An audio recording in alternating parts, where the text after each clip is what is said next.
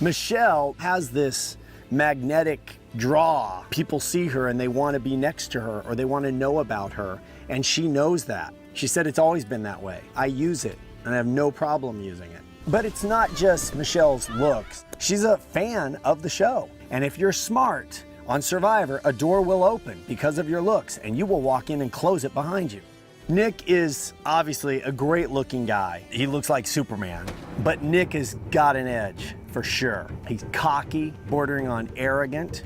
He thinks he knows everything. 100% villain. He knows that. There's no question he's not a hero. And I think he's gonna stir up chaos, and I think he's smart enough to maybe pull it off. I'm very excited to see how he plays.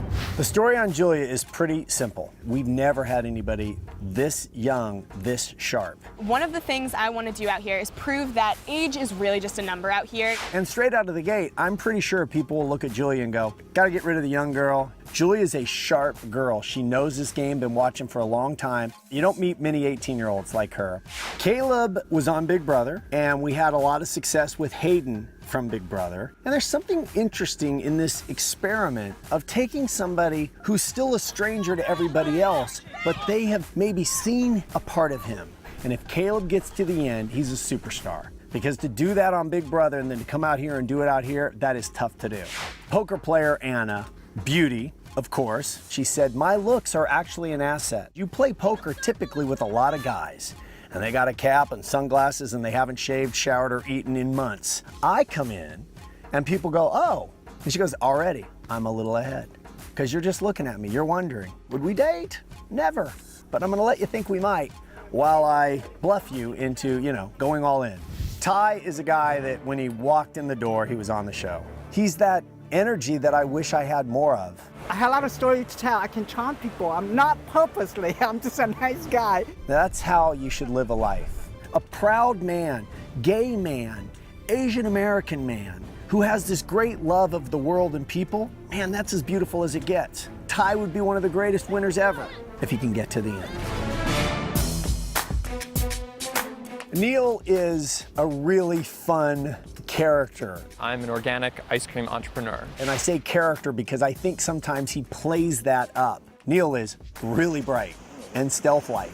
And I think he gets the game in a way that I'm not even sure I understand because I don't think he showed me everything. I could see Neil as winner and be very happy.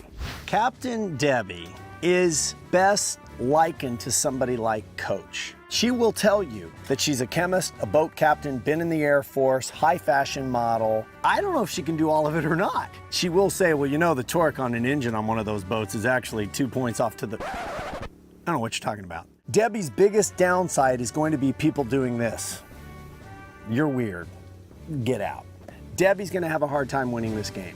Peter, cocky, thinks he knows everything, which makes me love him more. Obviously a bright guy, he's a doctor, and he works in ER, so he's used to that. You're gonna be fine, you're in trouble, let me deal with you. Where Peter is going to struggle is his ego. I would imagine right now everybody knows he's a doctor. Liz, you could argue at first glance she should be on the beauty tribe. But then you delve a little deeper and find out she is a brain. How would sci-fi version of Survivor go? She's the only person in the history of Survivor to score perfect on the IQ test. When she finished the IQ test, she did the next test, which I don't think anybody's even tried. And Liz is a gamer. She likes Survivor. She understands the strategy of Survivor. Liz needs to pick the right couple of people out of the gate, and she could be in good shape. Joe pops up, 71-year-old retired Navy guy in the FBI, fit like I wish I was. Finding somebody in their 70s who's been through what Joe's been through in his life and looks like he looks, that's a gem. And I'm hoping that Joe does not get lumped into the old guy category. Just give me a chance. Just don't judge me because you think I'm old. I can kick your ass. Aubrey, I love Aubrey because she's a nerd.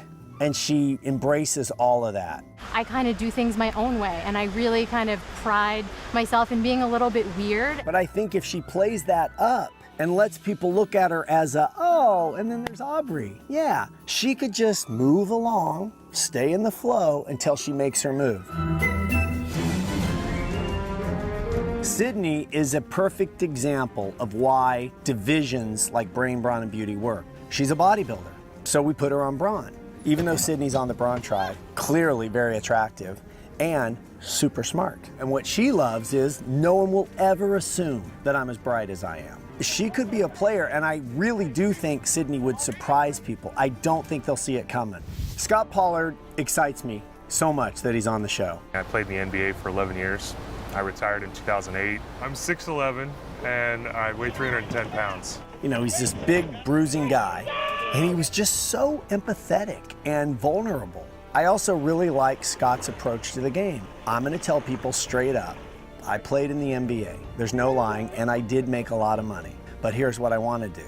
I want to beat Cliff Robinson. I want to go the furthest of any athlete. And then if he gets in, and he's got a tight alliance, anything can happen. Alicia is a time bomb.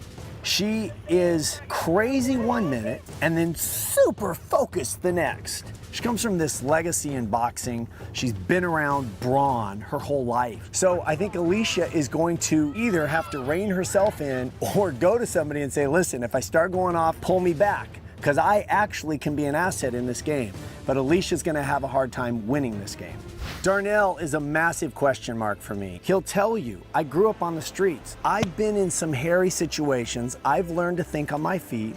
I can do it. But Survivor's a different thing. Darnell is either going to acclimate quickly to the conditions, in which he'll be fine, or he's going to be completely overwhelmed, in which he will not. Love Jenny. Jenny is somebody who comes in and tells you her entire story in 5 minutes and you can't believe it's true. And then you dig a little deeper and then you go, oh my God. And then you dig a little deeper and you go, I need a beer. And now she has her own construction company. She's really attractive, physically fit, and she has that thing that no one else out here has, which is, I've had a lot of time to think about who I want to be and how I want to behave and how I want to play this game.